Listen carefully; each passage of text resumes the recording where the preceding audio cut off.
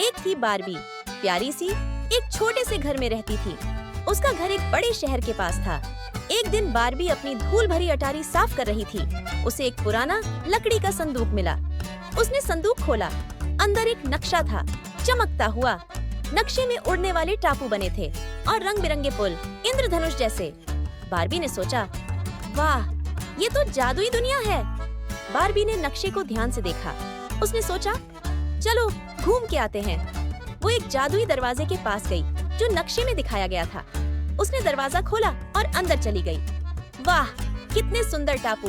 कुछ में हरे भरे पेड़ थे, कुछ में झरने और कुछ में तो कैंडी के रंग के घर भी, जैसे लाल, पीले, नीले और गुलाबी। सब टापू रंग बिरंगे पुलों से जुड़े थे। बारबी एक पुल पर चली और दूसरे टापू पर पहुंच गई। वहाँ बारबी को छोटे छोटे दोस्त मिले, क्लाउडलिंग। वो बहुत प्यारे थे। उनके पंख तितली जैसे थे और आवाज बहुत मीठी।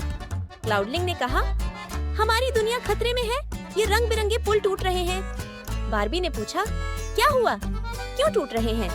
क्लाउडलिंग ने बताया, एक बुरा बादल, जेफिर, हमारे रंगीन पत्थर चुरा रहा है, इसलिए पुल कमजोर हो रहे हैं।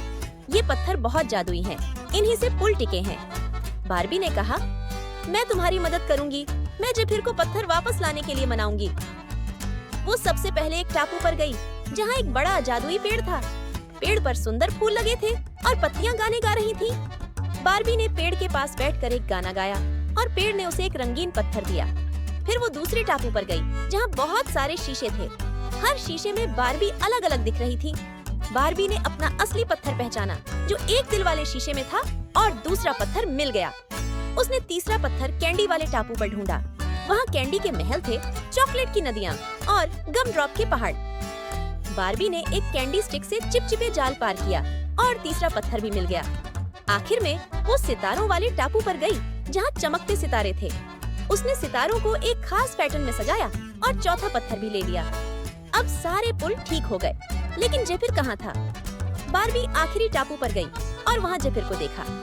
जेफिर उदास था और एक पत्थर पकड़े बैठा था। बारबी ने पूछा, क्या हुआ जेफिर, तुम उदास क्यों हो? जेफिर बोला, मैं अकेला हूँ, कोई मेरा दोस्त नहीं है। ये पत्थर मुझे चाहिए। बारबी ने कहा, मैं तुम्हारी दोस्त बनूंगी, तुम ये पत्थर वापस कर दो। अगर तुम अच्छे बनोगे तो सब तुम्हारे दोस्त बनेंगे। जेफिर मान गया। उसने पत्थर बारबी को दे दिया। सारे पत्थर वापस आ गए और पुल फिर से मजबूत हो गए। क्लाउडलिंग बहुत खुश हुए। उन्होंने बारबी को एक जादुई हार दिया जिससे वो कभी भी उड़ने वाले टापुओं पर जा सकती थी। बारबी घर वापस आई और खुशी से सो गई। उसने सपने में उड़ने वाले टापू और अपने नए दोस्तों को देखा। अब बारबी जानती थी कि दोस्ती और दया से कोई भी मुश्किल हल हो सकती है। Please subscribe and press the bell icon to get the latest videos.